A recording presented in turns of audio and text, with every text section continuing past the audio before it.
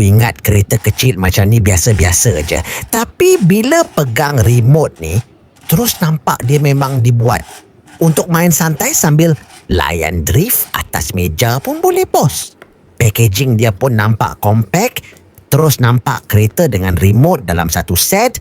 Jadi tak payah pening nak cari aksesori asing untuk mula main terus bila barang sampai rumah, bos.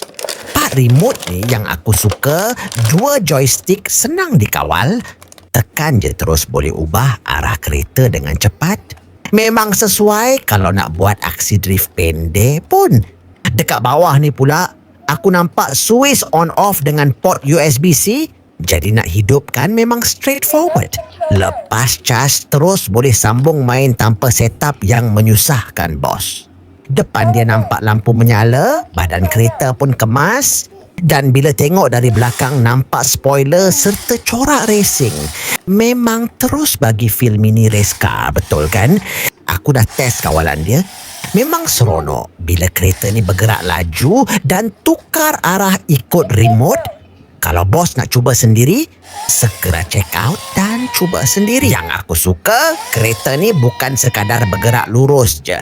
Bila aku halakan remote, dia terus ikut arah tangan dan boleh buat pusingan rapat dengan kawalan yang senang.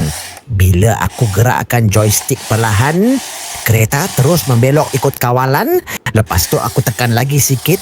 Terus nampak dia bergerak lebih laju dan responsif atas permukaan ni. Sekarang aku cuba buat pusingan lebih agresif. Memang nampak badan kereta terus membelok sambil tayar bergerak laju. Jadi memang boleh layan aksi drift kecil macam ni dekat rumah. Part ni paling syok. Aku cuma kawal joystick sambil tengok kereta bergerak keluar masuk kawasan. Lampu depan pun menyala. Memang nampak lagi menarik bila main dalam suasana macam ni. Mula-mula kereta ni memang nampak clean.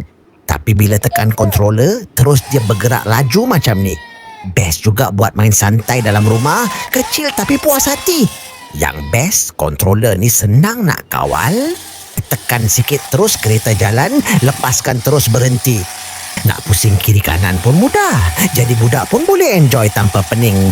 Tengok masa kereta ni datang dekat controller, aku cuma adjust arah sikit terus dia tukar laluan. Gerakan dia responsif. Memang syok kalau nak main race kecil-kecilan dengan member. Lepas tu aku cuba gerakkan laju sikit, kereta terus meluncur dan pusing atas karpet. Lampu controller pun menyala. Nampak lagi menarik bila main dalam suasana malam macam ni. Kalau korang cari mainan yang simple tapi seronok, yang ni memang boleh masuk wishlist.